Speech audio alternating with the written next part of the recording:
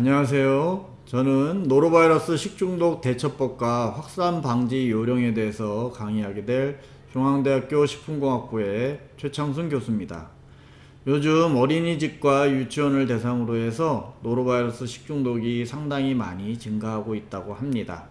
이에 대한 대처법을 잘 아셔서 우리 원아들이, 어린이들이 이 노로바이러스 식중독으로부터 안전하게 생활할 수 있도록 지도해 주시면 감사하겠습니다.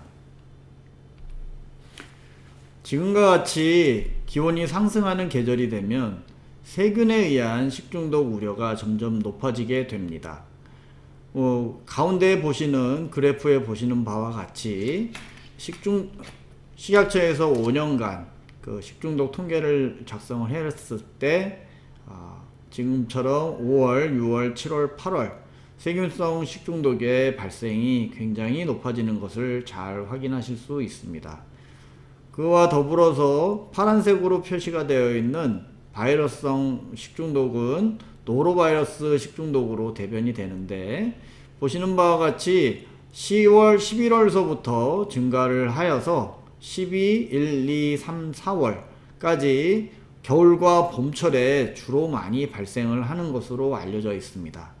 그와 더불어서 우리 나라에서 발생하는 노로바이러스 식중독은 연중 에도 계속 유지가 되는 것을 보실 수 있는데요.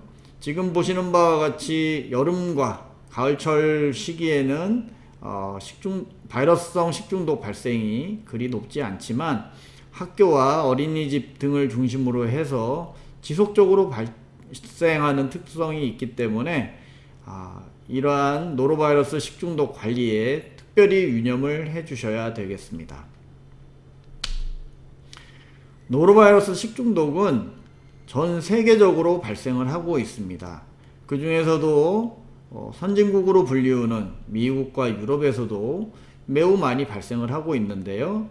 좌측에 보시는 바와 같이 노로바이러스가 가장 일반적인 위장감염을 일으키는 병원체로서 인식이 되고 있고, 미국의 경우에만 2100만 명이 연간 환자가 발생을 하고 있습니다. 그 중에서도 7만 명 정도가 입원을 할 정도로 그 중증도가 심하게 발생을 하고 있어서 매우 중요한 식중독 병원체임이 확실합니다. 일반적으로 봤을 때 약 15명 중에 1명 정도가 1년에 한 번씩 노로바이러스 식중독에 감염이 되는 것으로 되어 있고, 이 노로바이러스 식중독에 한번 감염이 되었다고 해서 또 안 걸리는 것도 아니기 때문에 평상시에 노로바이러스 식중독에 대한 예방법을 잘 숙지하는 것이 중요하겠습니다.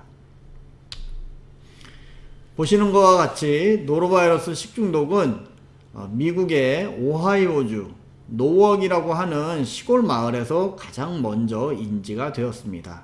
브론슨 노웍 일리멘터리 스쿨이라고 하는 초등학교에 다니는 학생과 교사 집단에서 식중독 증상으로 처음 인지가 되었었는데요. 그것이 1968년도에 인지가 되었지만 당시에는 세균성 식중독과 관련된 병원체들이 하나도 검출이 되지 않았기 때문에 미궁에 쌓였던 병원체가 됩니다. 그러나 수년에 걸친 연구를 통해서 바이러스, 우리가 오늘 보고 있는 노로바이러스라고 하는 바이러스 입자가 발견이 되면서 처음에는 노워크 바이러스라고 명명이 되었다가 현재에 와서는 노로바이러스로 명명이 된 병원체로 인지가 되었습니다. 처음 발생 시작이 학교에서 인지가 되었던 것처럼 국내에서 식약처에 집계가 된 식중독 병원체 순위를 보게 되면 학교와 학교의 집단급식, 어린이집 등이 포함이 되겠는데요. 아무래도 노로바이러스에 의한 식중독 발생이 가장 많은 것을 아실 수 있습니다. 더군다나 가정집 그리고 기타 등에서도 노로바이러스에 의한 식중독 발생이 1위를 차지하고 있기 때문에 시설 관리자나 일반인들 또한 노로바이러스 식중독에 대해서 잘 아는 것이 중요하다고 하겠습니다. 보시는 바와 같이 노로바이러스 식중독을 일으키는 병원체는 휴먼 노로바이러스입니다. 휴먼 노로바이러스는 패밀리 캘리시비리드에 속하는데요. 이 영어로 캘리시라고 하는 것은 컵을 나타내는 용어입니다. 그래서 여러분들 지금 보시는 바와 같이 바이러스의 입자가 굉장히 공 모양으로 되어 있으면서 가운데가 움푹움푹 파여 있는 컵 모양으로 파져 있는 그러한 형태를 가지고 있다 하는 것을 상상해 보시면 좋겠습니다. 이 여러분들이 지금 보고 있는 큰 모양의 정20면체 구형 구조물은 약 30나노미터 정도의 직경으로서 세균에 비해서 수백 분의 1 작은 정도의 크기가 되겠습니다. 세균만 해도 눈에 보이지 않을 정도로 작은데 우리 바이러스는 그보다 더 작기 때문에 우리가 부지불식간에 노출이 될 수 있다 라는 점을 기억을 해주시면 좋겠고, 보시는 바와 같이 노로바이러스의 구조가 굉장히 단단하게 생겼습니다. 여러분들이 생각하시기에 호두알 껍데기와 같다 라고 생각하시면 좋을 것 같은데요. 호두알처럼 매우 단단하고 환경 내에서도 잘 살아남을 수 있는 구조이다, 이런 것을 기억해 주시면 좋겠습니다. 이 노로바이러스의 외피 안에는 포지티브 센스 싱글 스트랜드 RNA 바이러스가 다음과 같이 위치를 하고 있습니다. 이 노로바이러스는 RNA로 구성이 되어 있기 때문에 그 변종 출현이 매우 용이한 특성이 있고요. 그에 따라서 다음과 같이 10개의 진호 그룹, 유전자 그룹이 밝혀져 있습니다. 각각의 유전자 그룹 내에는 또 다른 유전자형들이 매우 다양하게 존재하고 있기 때문에 여러분들께서는 노로바이러스는 변이가 매우 심하고 그러한 변이 출현이 용이하다 라는 것으로 인지를 해 주시면 좋겠습니다. 그래서 그러한 노로바이러스를 전자현미경으로 관찰했을 때는 이런 하얀색 점으로 나타나게 되는데, 환경에 노출이 된 이후에도 매우 안정적으로 살아있을 수 있다라는 점을 기억을 해 두시면 좋겠습니다. 노로바이러스의 생존성이 얼마나 좋으냐를 봤을 때 냉동 및 냉장으로는 바이러스를 사멸시킬 수 없음이 알려져 있습니다. 어떠한 연구자에 따르면 냉동과 해동을 30여 차례 이상 반복을 했음에도 불구하고 노로바이러스의 생존성이 그대로 유지가 되었다라는 결과도 나와 있습니다.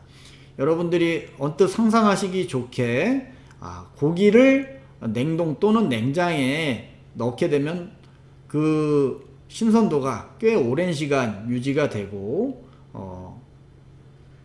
그런 부분을 확인하실 수 있는데, 마찬가지로 노로바이러스도 그와 동일하다라고 생각을 해주시면 냉동 또는 냉장 조건에서 바이러스 사멸이 안 일어난다라는 것을 명심하실 수 있을 거라고 생각이 됩니다. 그래서 이 노로바이러스의 생존성을 제거하기 위해서는 열 처리가 가장 중요한데, 열 처리는 우리가 일반적으로 생각하는 파스테르 처리, 그래서 저온살균법으로 60도씨 30분을 처리하더라도 노로바이러스의 생존성을 모두 제거할 수는 없다는 것이 알려져 있습니다.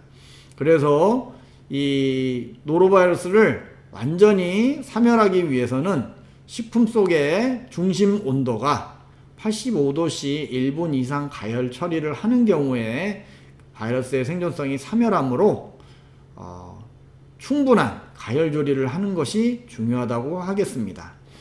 우측에 보이는 그림처럼 조개찜을 하게 되는 경우에 조개와 조개 껍질과 조개 표면 자체는 뜨겁다고 하더라도 중심 온도가 85도씨 이상 충분하게 올라가지 않는 경우에는 바이러스가 생존할 수도 있습니다.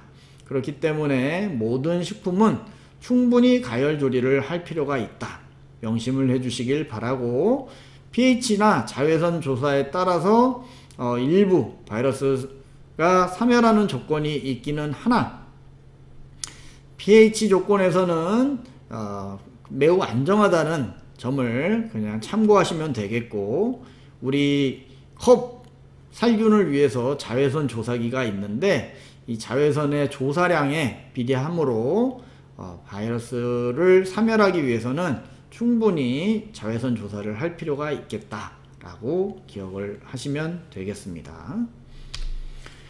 이러한 노로바이러스를 우리가 효과적으로 차단하기 위해서는 노로바이러스의 감염 경로를 잘 아는 것이 중요합니다. 첫 번째로 경구 감염이 있습니다. 경구 감염은 분변에 오염된, 바이러스에 오염된 식품을 우리가 섭취함으로써 발생을 하는 경우인데, 아이들의 특성을 봤을 때는 무언가 입으로 자꾸 가져가려는 특성이 있으므로 이러한 경구 감염의 위험이 높다고 하겠습니다. 또한 접촉 감염, 노로바이러스에 감염된 환자를 접촉함으로써 대인 간 전파가 일어나는 것을 접촉 감염이라고 합니다.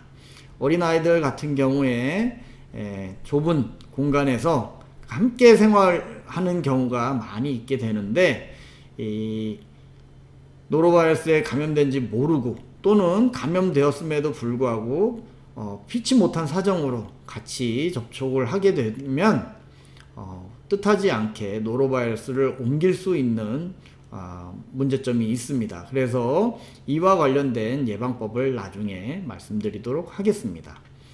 어린아이들의 경우에는 구토를 하는 경우가 종종 발생이 되는데, 이러한 구토물 또는 설사분변을 효과적으로 처리하지 않으면 그것들이 공기 중으로 전파가 되어서 공기 감염이 된 사례들이 보고되고 있습니다.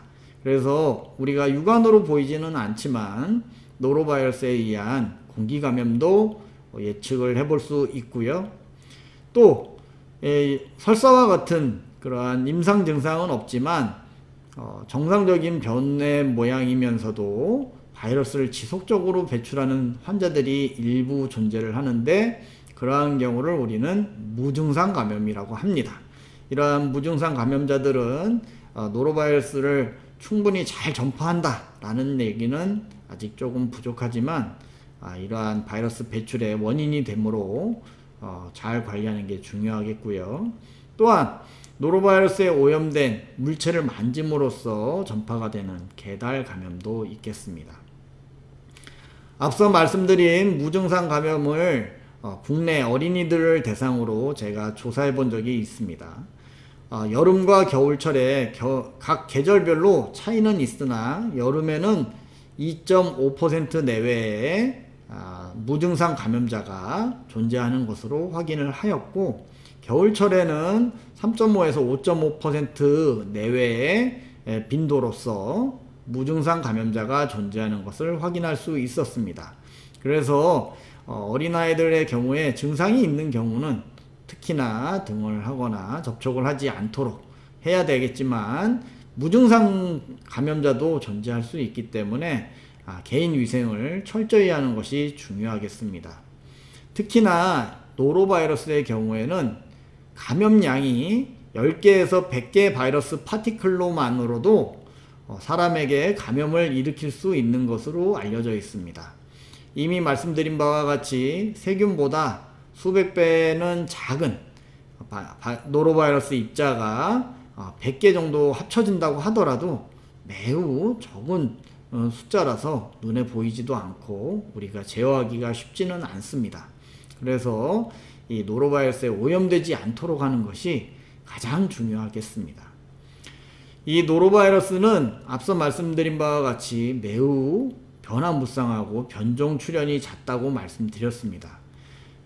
기존의 노로바이러스 발생 패턴은 G2.4라고 하는 유전형이 가장 많이 발생을 해왔는데, 최근에 와서는 G2.6라고 하는 유전형이 발생 빈도가 높아지고 있습니다.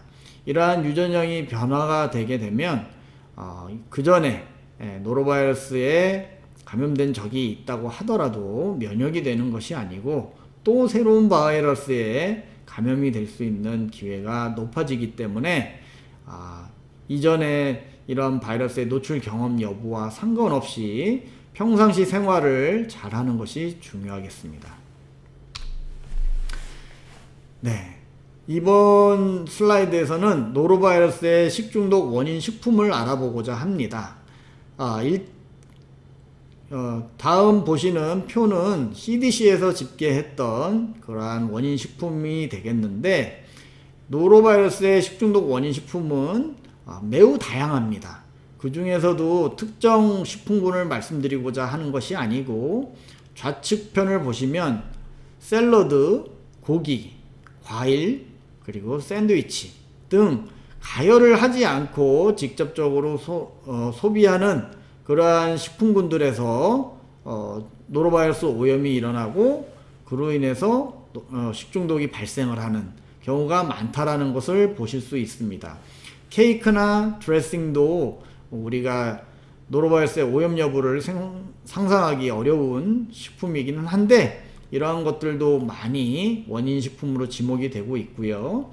그 다음 어류, 치즈, 파스타, 아이스크림, 복합식품군 등 매우 다양한 식품군들이 우리 주변에서 노로바이러스의 원인 식품이 될 수 있으므로 매우 다양한 식품의 조리 과정을 잘 하고 식품 안전이 확보된 재료를 구매하고 조리하는 것이 중요하다. 이거를 기록해 두시면 좋겠습니다.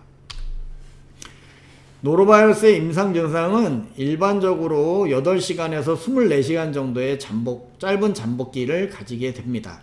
그래서 하루 전 또는 반나절 전에 섭취한 음식물이 무엇이었는가 잘 파악하는 것이 중요하고요. 그로 인한 임상 증상은 구토, 설사, 복통 등이 일반적이고 경우에 따라서는 미열과 근육통이 나타나기도 합니다. 반드시 그렇지는 않지만 어린이는 구토 증상, 어른은 설사 증상이 주로 나타나는 것으로 알려지고 있습니다. 그러나 어린이든 어른이든 증상과 상관없이 구토, 설사물들이 발생을 하게 되면 잘 관리하는 것이 중요하겠습니다. 특히 노인의 경우에 중증화되기도 하기 때문에 그러한 증상을 잘 보면서 적절한 치료를 받는 것이 중요하겠습니다. 말씀드린 바와 같이 구토, 설사를 하게 되면 그 구토물이나 설사 분변이 퍼져나가게 되는데, 이에 대한 관리가 굉장히 중요합니다. 실험적으로 구토물에 대한 그 오염도를 조사를 했을 때 약 3m 이상 구토물이 퍼져나가는 것을 확인할 수 있었습니다. 따라서 구토가 발생한 지역의 약 3m 범위의 모든 오염물들을 제거하고 충분히 바이러스를 사멸시키는 소독제 처리를 하는 것이 중요하겠고요. 그 구토물 내에는 30만 명에서 300만 명까지 감염을 할 수 있는 정도로 많은 바이러스가 배출이 되기 때문에 기존에 감염되지 않은 사람들조차도 이러한 그 오염물에 노출이 되지 않도록 관리하시는 것이 매우 중요하겠습니다. 설사변의 경우에도 환자 분변 1g당 10의 8승에서 10의 10승 정도 바이러스가 배출이 되므로 g당 약 500만 명 정도가 감염이 가능한 것으로 알려지고 있습니다. 그러므로 이에 대해서 철저한 관리를 해주시길 부탁드리고, 건강한 성인의 경우에는 약 2에서 3일간 노로바이러스 설사가 멎고 난 다음에도 약 3, 4주간은 노로바이러스를 배출하는 것으로 알려지고 있습니다.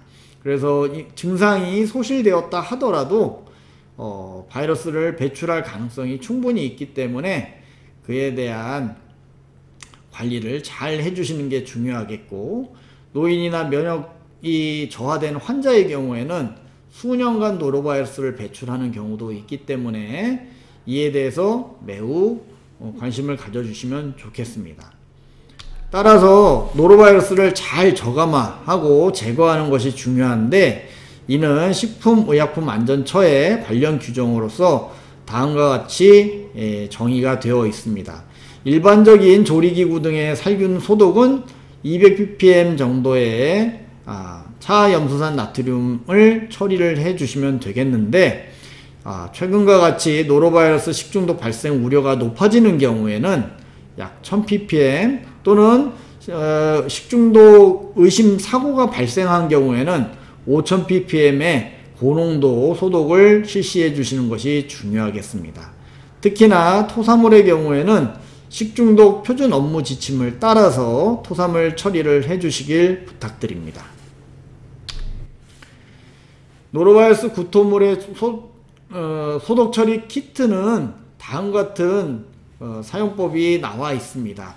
이미 어린이집, 학교 등에 구토물 처리 키트가 보급되어 있는 것으로 알고 있는데, 어린이집 또는 학교 등에서 이러한 학생이 구토를 하는 경우에 주변에 학생들의 확산이 되지 않도록 이 키트를 잘 활용을 하셔서 제거해 주시는 것이 중요하겠고, 특히나 무증상 조리 종사자라든지 감염 환자의 변이라든지 이러한 오염원들이 주변에 같이 존재하지 않도록 관리해 주시는 것이 매우 중요하겠습니다. 다음과 같이 비디오가 있으니 한번 보시길 바랍니다. 노로바이러스로부터 안전한가요? 노로바이러스는 오염된 식재료와 식중독에 걸린 감염자와 접촉을 통해 전파될 수 있습니다. 노로바이러스 감염자의 구토물, 분변 1g에 약 1억 개의 노로바이러스 입자가 포함되어 있고, 단 10개의 소량의 바이러스만으로도 감염이 될 수 있습니다. 노로바이러스는 환자가 구토를 한 후에 주변을 소독 처리를 해서 감염 및 확산을 막는 것이 중요합니다. 이때 구토물 소독 처리 키트를 사용하면 구토물을 신속하게 처리할 수 있습니다. 그럼 지금부터 구토물 소독 처리 키트 사용법을 알아볼까요? 격리는 구토물 근처에 접근하지 않도록 테이프 또는 의자 등으로 구애 표시를 하고 접근을 금지합니다. 소독 처리 물품 준비는 잘 보이는 곳에 비치된 구토물 소독 처리 키트를 가져와 개봉합니다. 구토물 소독 처리 키트 안에는 구토물 소독 처리에 필요한 물품이 모두 모아져 있습니다. 작업자 보호는 작업자가 구토물에 접촉되어 2차 감염이 되지 않도록 작업자를 보호하기 위한 물품을 착용합니다. 착용 전 키트 안에 검은 밀폐 봉지를 펼쳐 세워둡니다. 그 후 마스크, 일회용 보호복, 위생장갑 등의 순서로 착용합니다. 응고제 뿌리기는 구토물에 응고제를 전체적으로 충분히 뿌린 후 흡수 패드를 덮고 약 5분 정도를 기다리면 완전히 응고됩니다. 구토물 버리기는 응고된 구토물은 패드를 이용하여 모두 모아서 옆에 세워둔 검은 밀폐 봉투에 담습니다. 오염지역 소독하기는 구토물이 있던 자리에 소독제를 충분히 뿌리고 약 5분 정도 기다립니다. 소독제는 5000ppm의 고농도 염소계 소독제이므로 소독 시 눈이나 얼굴로 튀지 않도록 주의하시기 바랍니다. 이후 소독제와 종이 타월을 이용하여 주변의 오염 지역을 충분히 소독하고 청소합니다. 쓰레기 버리기는 장갑을 포함한 사용한 모든 물품은 밀폐 봉투에 넣고 소독제를 부어 밀폐 처리합니다. 이때 검은 밀폐 봉투의 중간 지점에서 위로 쓸어 올리며 밀봉합니다. 이후 밀폐 봉투는 외부에 있는 쓰레기통에 넣어 폐기 처리합니다.